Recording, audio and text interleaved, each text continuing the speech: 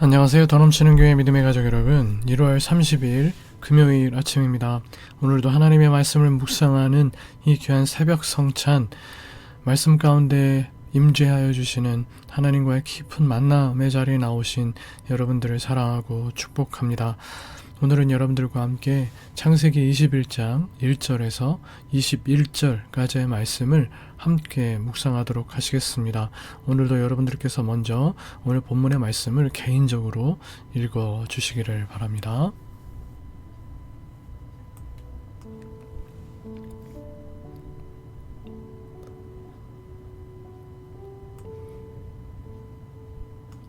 네, 함께 말씀을 묵상하도록 하겠습니다. 마침내 하나님은 말씀하신 대로 아브라함과 사라에게 약속의 아들 이삭을 안겨주셔서 그들을 참으로 웃게 하셨습니다. 그리고 광야에서 오는 하갈과 이스마엘에게도 응답하셨습니다.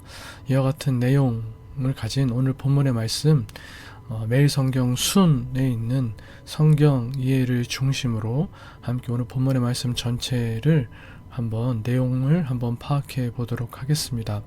1절에서 7절, 하나님은 말씀하신 대로 사라에게 은혜를 베푸시고 약속하신 때에 아들을 주셨습니다. 아브라함은 아들의 이름을 이삭이라 하고 태어난 지 8째 날에 하나님께서 명령하신 대로 할 일을 행했습니다. 사라는 늙은 나이에 아들을 얻은 기쁨으로 웃으며 하나님의 은혜를 찬양했습니다. 8절로 13절, 이삭이 젖되던 날 아브라함은 큰 잔치를 베풀어 약속의 성취를 기념했습니다. 한편 사라는 이삭을 놀리는 이스마엘을 보고 아브라함에게 하갈과 그 아들을 내쫓으라 요구했습니다. 아브라함은 마음이 아팠지만 하나님은 그 일 속에서도 뜻을 이루시겠다고 말씀하셨습니다. 이삭은 아브라함의 집 안에서, 이스마엘은 아브라함의 집 밖에서 복을 주실 계획을 세우셨습니다. 14절에서 21절, 이스마엘은 광야로 쫓겨나 절망했지만 하나님은 그들의 울음소리를 들으시고 천사를 보내 돌보셨습니다. 하나님은 그 아이를 큰 민족으로 세우겠다고 약속하시며 버려진 자의 눈물을 소망으로 바꾸셨습니다. 이와 같은 내용의 오늘 본문 말씀을 통해 우리가 먼저 하나님은 어떤 분이신지를 한번 살펴보며 함께 말씀의 은혜를 나누어 보고자 합니다. 1절로 7절, 정하신 때에 약속을 이루셨습니다. 하나님께는 불가능한 일이 없습니다. 인간의 눈에는 불가능하게 보이던 일을 말씀하신 그대로 이루셨습니다. 창조 때 말씀하신 것이 그대로 되어 이 세상이 시작되었듯이 있을 수 없는 일이라고 생각되는 일, 아브라함과 사라가 믿지 못했던 일을 말씀하신 그대로 이루셨습니다. 그 말씀으로 지금도 사람의 역사를 하나님 나라의 역사로 만들어 가십니다. 우리의 인생을 하나님의 일하심의 기록으로 만들어 가시는 것입니다. 아브라함과 사라의 길고 긴 기다림은 마침내 기쁨의 웃음으로 끝났습니다. 하나님의 말씀을 믿지 못해 짓던 헛웃음, 실소를 아들을 아는 감격과 기쁨의 웃음으로 바꾸어 주셨습니다.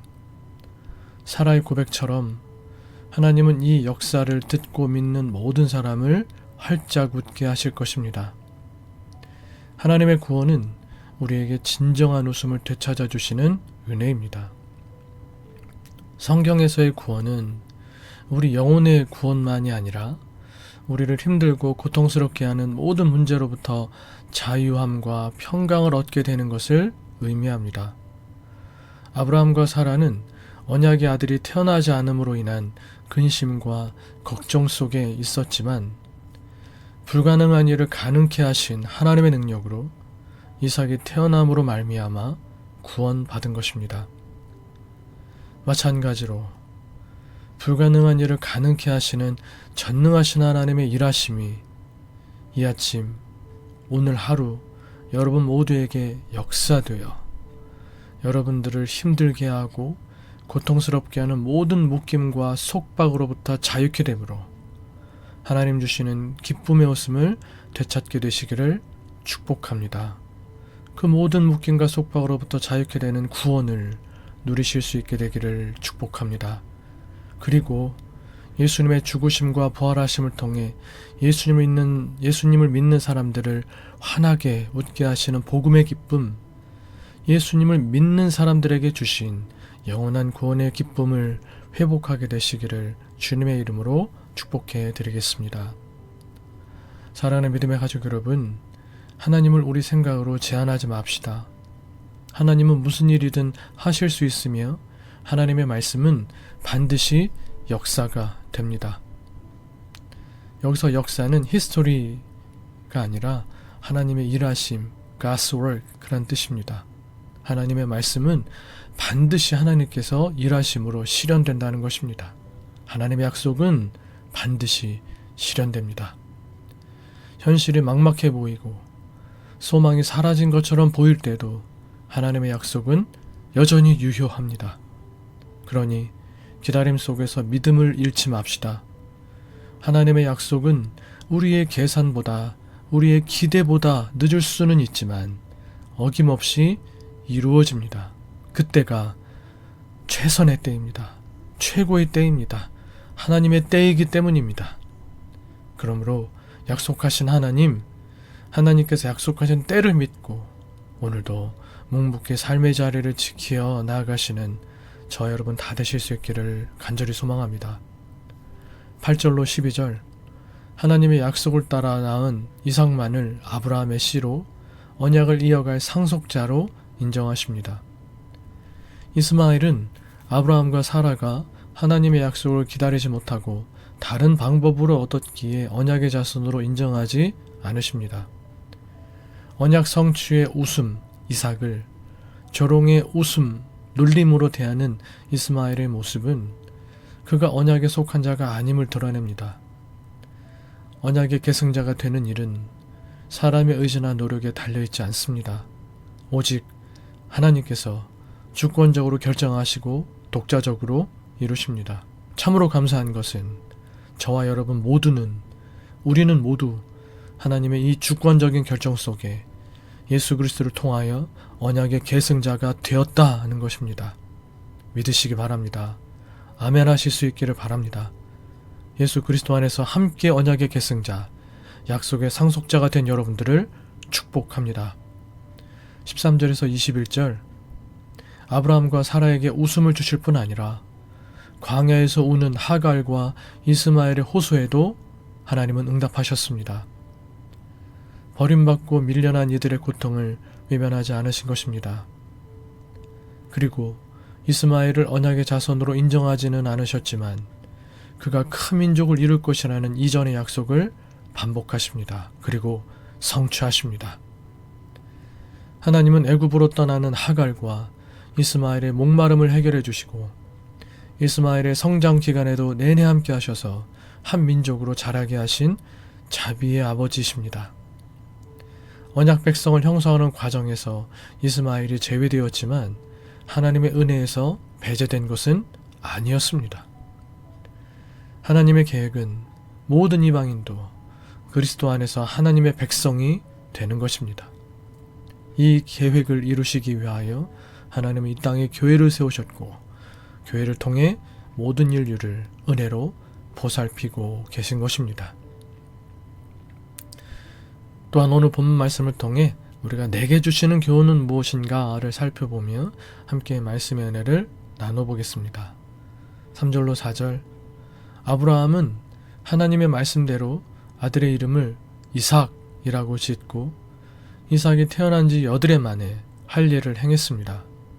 말씀대로 순종함으로 말씀대로 이루시는 하나님을 인정하고 찬양한 것입니다. 하나님을 향한 믿음은 말씀대로의 순종으로 드러납니다. 하나님께서 말씀하신 대로 순종해야 합니다. 편집하거나 가공해서는 안 됩니다.